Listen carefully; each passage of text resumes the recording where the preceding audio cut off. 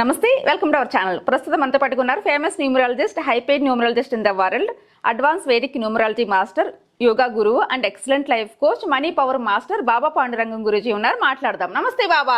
నమస్తే. Happy Bharat, happy world, rich Bharat, rich world.